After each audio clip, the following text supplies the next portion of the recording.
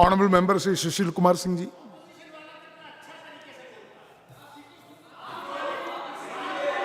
धन्यवाद, धन्यवाद सभापति जी। प्लीज प्लीज आपने प्लीज ऑनरेबल मेंबर्स प्लीज। धन्यवाद सभापति जी। आपने लोकतंत्र के सबसे बड़े मंदिर इस ऐतिहासिक और आधुनिक भवन में चंद्रयान 3 पर होने वाली चर्चा में हिस्सा लेने के लिए मुझे परमिशन दिया है, अनुमति दी है। महोदय, मैं काफ़ी देर से पक्ष विपक्ष के बहुत सारे अपने सहयोगियों माननीय सांसदों की बातों को सुन रहा था।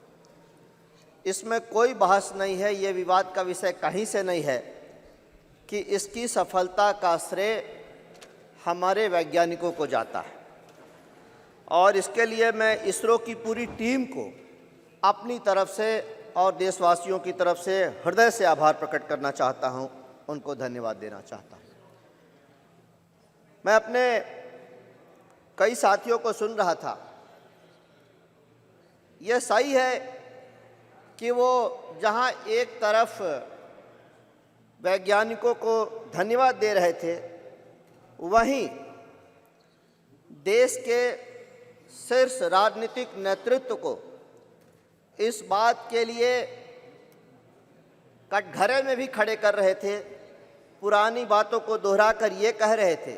हमारे एक माननीय सदस्य ने तो यहाँ तक कहा कि खाना बनाने वाले शेफ को क्रेडिट जाएगा या उसको परोसने वाले वेटर को क्रेडिट जाएगा।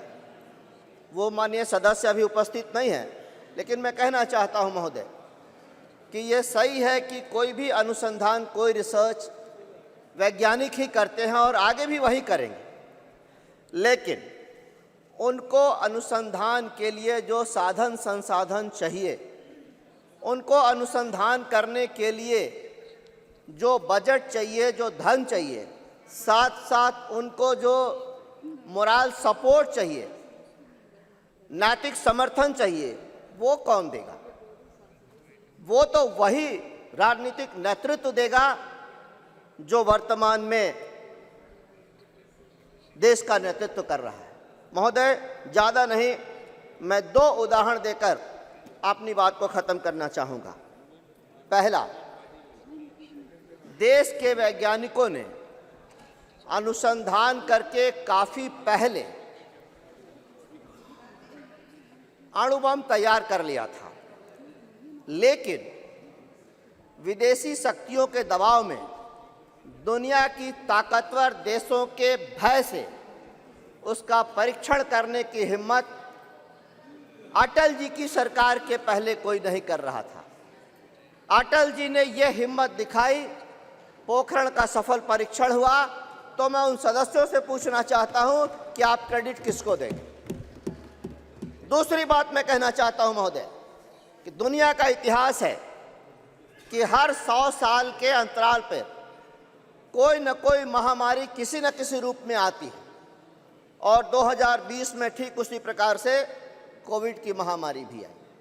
और उसके पहले का भी इतिहास यही है कि जब जब कोई महामारी इस देश के अंदर आई, तब उस महामारी के लगभग 20 से 25 साल के बाद उससे बचाव के लिए टीके आए। और वो टीके कहाँ से आए? विदेशों से आए। लेकिन इस बार जब 2020 में कोविड की महामारी आई, जो एपिडेमिक आया, 1 साल के अंदर देश ने एक नहीं, देश के वैज्ञानिकों ने एक नहीं 2-2 टीकों का निर्माण किया अपने अनुसंधान की ताकत पे, बल पे, उसके आधार पे। मैं पूछना चाहता हूं उन सदस्यों से कि इसका क्रेडिट आप किसको देना चाहेंगे? महोदय, 1 मिनट, मैं समाप्ति कर रहा हूं।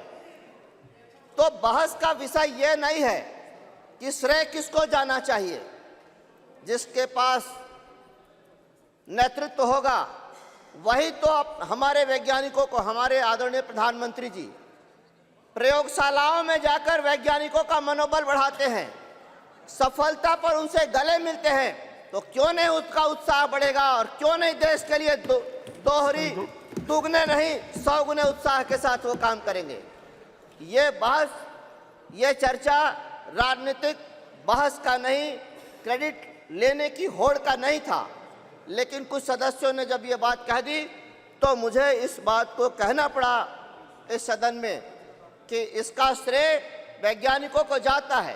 एक तरफ जहां हिंदुस्तान का लोहा दुनिया मान रही है और भारत का डंका दुनिया में बज रहा है, चाहे वो चंद्रयान 3 की सफलता Yes. हो या G20 की सफलता हो, और दूसरी तरफ हम अपने ही सुशील जी, जगह please conclude. अपने ही सदन में बैठकर अपने ही सरकार को, अपने ही नेतृत्व को सवालों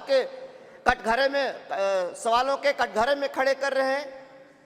महोदय, Please मैं conclude. कहना चाहूंगा, फिर से ये कहना चाहूंगा कि हमारे वैज्ञानिकों को जो मोरल सपोर्ट, जो राजनीतिक और समर्थन, जो नीतिगत समर्थन उनको मिलना चाहिए, उसी के आधार पर ये सफलताएं हुई है। सफलताएं तो इतनी हैं, लेकिन आपके पास समय नहीं है, इसलिए मैं अपनी बात को यहीं समाप्त करता हूं। Thank you. धन्यवाद।